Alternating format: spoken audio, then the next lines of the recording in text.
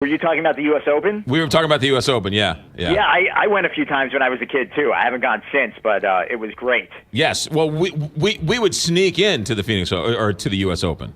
Oh, that's cool. Yeah. That's exciting. Yeah. I ate lunch with Pat Summerall.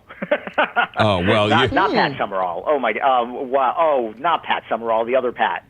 Pat O'Brien? Pat O'Brien? Yes. Well, yes. You could have been doing a lot of things with Pat O'Brien. Good thing it was just 12, lunch. So okay. I wasn't doing anything other than eating a sandwich with him. All right, fair enough. All right, David Blaustein, criticism abounds this week. A Dog's Purpose. We've been talking about it all morning. First of all, you've seen it. Tell us, what do you think? Well, there were the abuse allegations, right? Right. You know, I'm going to contend that the only people getting abused are the people who go see this movie. I mean... Oh, no. Yeah, you know, I practice not walking out of a movie if it's really bad, and it was really hard for me to stay in my seat through the first 25 minutes of this film.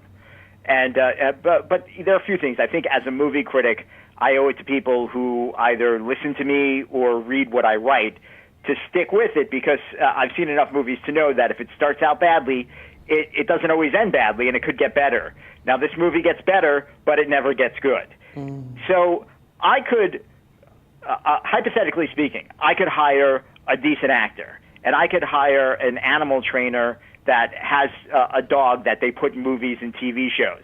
And I could write a little 1-minute short story where, you know, animal and its owner, they love each other, the animal gets sick, and then the owner has to put it down. And you'll watch it, and you'll probably cry because, A, you have a heart, B, you've had a pet, 3, you've had to put a pet down, and you can relate to that.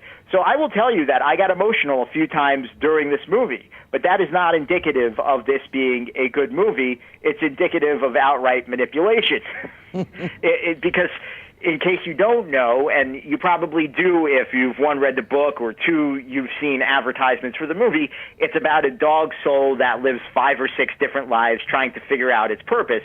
So if you're watching a dog live out its life, you know it's going to be put down. And so you do see a dog die several times, and it's emotional. And, you know, people immediately compare it to Marley and Me, and I'm going to tell you that Marley and Me is a far superior movie. I mean, if you need a cathartic cry as a pet owner, that's the movie you see. You don't see this one. You don't waste your time. And I hate to say it because there are a lot of really good actors in this, and the actors aren't the problem. Like, you know, they do a fine job with the material that they're given. It's just it's not written well, it's not constructed well, and it's not directed well. And, you know, for me, that's a problem. I'm giving it 2 out of 5 stars, and I think that's generous. All right, there you go. Tell us what you really think. Now, next up is Gold, which we first heard about winning a couple of awards at the People's Choice Awards, or that award show last week that no one ever heard of. Well, Gold is a movie I think that really wanted to be an awards contender, and I think Matthew McConaughey, when he read the script and knew that he was going to make a physical transformation, was thinking, oh man, this is a chance for me to win another Oscar. And Matthew McConaughey is fine in this movie. He's actually really good. He's the only reason why you would see this, because, again, this is not a particularly great movie. The narrative is a little confusing. It's nothing we haven't really seen before. It's a somewhat interesting story about a gold prospector in the 1980s. And, you know, when we think gold prospectors, we think guys in cowboy hats is sitting in a riverbed sifting through sand or something for gold. Like, you know, sometime in the 1800s, you know, a couple of yards away from their wagon. But there are still gold prospectors today, and this was a guy, a down-on-his-luck gold prospector who was trying to save the company that his father started, and he had a vision, and he eventually found what was believed at the time to be the biggest gold mine, and started a company because of it that was very successful. It's loosely based on a true story, and it's just not that good. I mean, it's not bad. It's just not good. It's 3 out of 5 stars. It's a movie you could easily wait for on Netflix or on HBO or cable. One thing I do want to tell you is that Josh Gad, who's the voice of the dog in A Dog's Purpose, right, he is responsible for something very entertaining that you can see now. And, you know, Josh Gad is a very big Star Wars fan. And when you're a very big Star Wars fan and you happen to find yourself co-starring in a movie with the star of the Star Wars movies, Daisy Ridley, you could do what Josh Gad did, which was amazing. So Josh Gad, I guess the day after the title of the movie came out, which is The Last Jedi, Josh Gad calls Daisy Ridley to his trailer under the guise that he wants to rehearse some lines with her for that day's scenes. She shows up. She's in a bathrobe. She clearly just had her makeup done. She has like a net or a cap on her hair.